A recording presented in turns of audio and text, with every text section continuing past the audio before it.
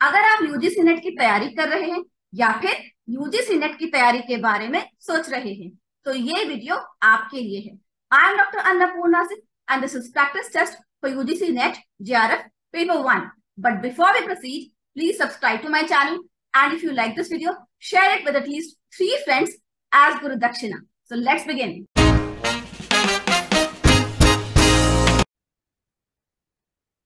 Question number 1. Effective communication will make the receivers A. enjoy it, B. accept it, C. pass it on to others, या D. think about it. Well, all of these options are correct, but we have to choose the best option. So the best option is D.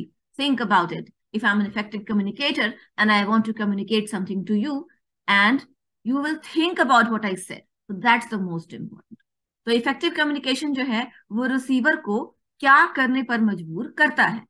Enjoy it, उसको आनंद आता है, accept it, समझ लेता है, स्वीकार कर लेता है, पास इट ऑन टू अदर्स, दूसरों को बताएगा, या थिंक अबाउट इट, उसके बारे में सोचने पर मजबूर करता है। ये सभी उत्तर सही है, पर सबसे सही उत्तर जो है, क्योंकि हमें एक ही उत्तर चुनना है, तो डी, थिंक अबाउट इट, उसके बारे में सोचने पर मजबूर करता है। Question number 2. Communication will be effective if it is delivered slowly and clearly. Yes. If it is delivered in a calm situation. Yes. If it reaches the receiver completely. Yeah. If it reaches the receiver as intended by the sender. So again the most important point, because we have to pick only one option. So the most important point is if it reaches the receiver as intended by the sender. तो communication सबसे ज्यादा effective तब होता है जब वो receiver को, मतलब जो उसको प्राप्त कर रहा है, उसको वैसे ही पहुंचे जैसे हम उसको भेजना चाहते हैं। जैसे मैं आपको कोई बात समझाना चाहती हूँ, तो जैसे मैं समझाना चाहती हूँ और जो मैं चाहती हूँ कि आपकी समझ में आए, आप वैसे ही समझ लीजिए। तो सबसे इफेक्टिव कम्युनिकेशन वही होता है। बाकी मैं बहुत साफ शब्दों में कहूँ, बहुत शांति से कहूँ, मैं आपको सब बातें कह दूं, पर अगर आप उस तरह से ना समझ पाए जैसे मैं आपको समझाना चाहती हूँ, तो फिर वो इफेक्टिव कम्युनिकेशन नहीं है। So effective communication is only if the receiver receives it as intended by the sender. Question number 3. Which of the following steps would you consider first for an effective communication? A. Select the channel of communication. B. Plan the evaluation procedure. C. Specify the objectives of communication. या D. Identify various media for communication. So the first step would be always to specify the objectives of communication. What and why do you want to communicate? किस, तो communication के लिए सबसे पहला जो step होता है, पहला जो कदम होता है, वो होता है कि ऑब्जेक्टिव, आपके एम्स, आपका लक्ष्य, कि किस लक्ष्य से आप कम्युनिकेट करना चाहते हैं, आप क्यों कम्युनिकेट करना चाहते हैं और क्या कम्युनिकेट करना चाहते हैं, ये आपका ऑब्जेक्टिव होता है। सबसे पहले आप ऑब्जेक्टिव निर्धारित करते हैं। उसके बाद फिर चैनल ऑफ कम्युनिकेशन की, कैसे आप कम्युनिकेट करेंगे, मुंह से बोल के कम्युनिकेट करेंगे, इंटरनेट के थ्रू करेंगे, किसी और के थ्रू करेंगे, या कम्युनिकेशन हुआ, सही हुआ कि नहीं, उसका इवेल्यूशन प्रोसीजर वो तो बहुत बाद में आता है। और identify various media for communication, ये भी सेकेंड स्टेप होता है। तो पहला स्टेप होता है specify the objectives of communication. Okay, किस एम से, ध्येय क्या होगा, ठीक है। Question number 4. Audio conferencing may be classified among which of the following types of communication? one-sided verbal, two-sided verbal, one-sided non-verbal, या two-sided non-verbal? Correct option is two-sided verbal communication.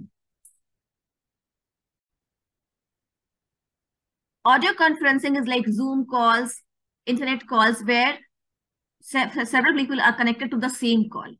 So when you do audio conferencing, it's two-sided because everybody is connected to the same call and they're all talking. It's not just one person talking and everybody else listening. It's both ways communication. So it's two-sided verbal communication. Okay. तो audio conferencing में क्या होता है, जैसे zoom call होता है, internet से call होता है, तो एक सेंट्रल जगह होती है, कोई कॉन्फ्रेंस रूम होता है, और वहां सब लोग कॉल कर रहे होते हैं। तो जो लोग उस कॉन्फ्रेंस रूम में बैठे होते हैं वो लोग सुनते भी हैं और बोलते भी हैं, और जो लोग कॉल कर रहे हैं वो लोग भी सुन रहे होते हैं और बोल भी रहे होते हैं। तो बारी बारी दोनों साइड के लोग सुन रहे होते हैं और बोल रहे होते हैं। तो ये ऑडियो कॉन्फ्रेंसिंग होती है। तो ऑडियो कॉन्फ्रेंसिंग में टू साइडेड वर्बल कम्युनिकेशन होता है, मतलब दोनों तरफ से बातचीत होती है। So B is the correct answer. Question number 5.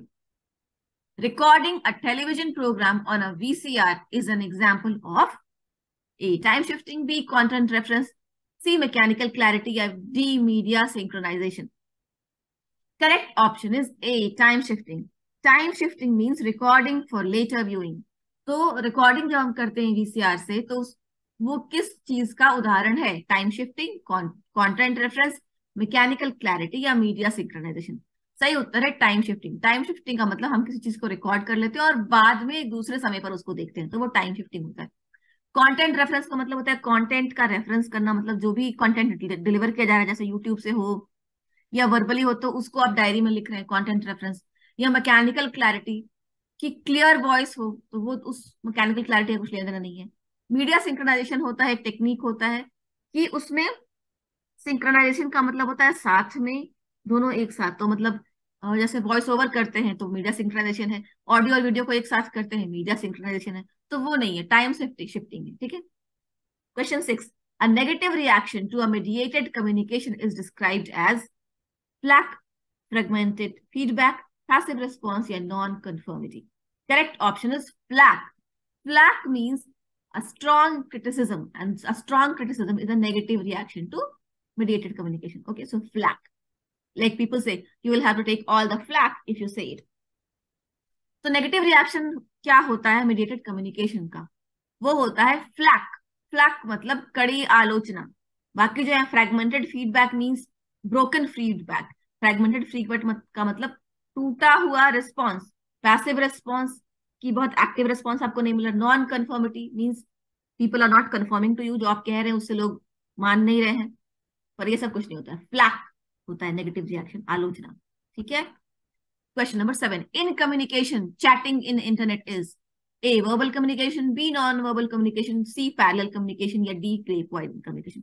Verbal communication means we are talking on internet. Okay, chatting means talking, so it's verbal. Verbal मतलब बातचीत. तो इंटरनेट पे चैटिंग जो है वो वर्बल कम्युनिकेशन होता है.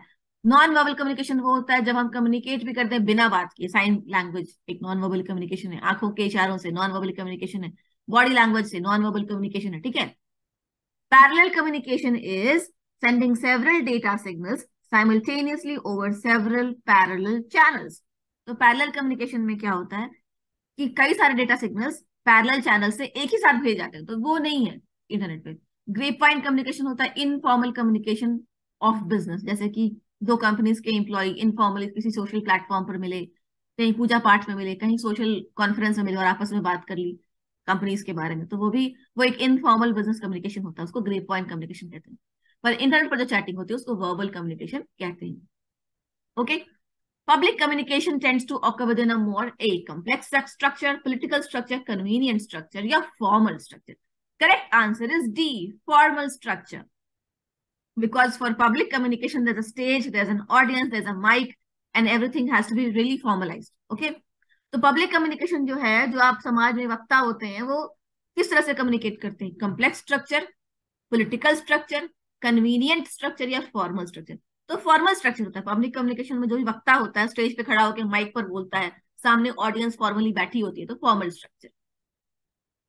Question number 9. The most powerful barrier of communication in the class is noise in the classroom, confusion on the part of the teacher, more outside disturbance in the classroom, or lack of teaching aids. Correct option is B, confusion on the part of teacher. This is very true. सबसे ज्यादा खतरनाक अगर कोई दिक्कत आती है communication, जो classroom communication में है, वो आती है कि टीचर खुद ही कंफ्यूज है. क्लासरूम में नॉइज है तो उसको टीचर शांत करा लेंगे. बाहर का डिस्टर्बेंस है, वो भी बच्चे इग्नोर कर देते हैं अगर टीचर इंटरेस्टिंग पढ़ा रहे हैं तो. और टीचिंग एड्स नहीं है तो भी अच्छे टीचर्स बिना टीचिंग एड्स के पढ़ा लेते हैं. लेकिन अगर टीचर खुद कंफ्यूज है, उनका खुद का क्लियर नहीं है कॉन्सेप्ट, तो फिर वो बच्चों को जरूर ठीक से नहीं पढ़ा पाएंगे. तो confusion on the part of teacher is the worst barrier. It's the most powerful barrier of communication in the class. Question number 10. A disruption in the communication process is called A, transgression, B, feedback, C, noise, या D, interaction.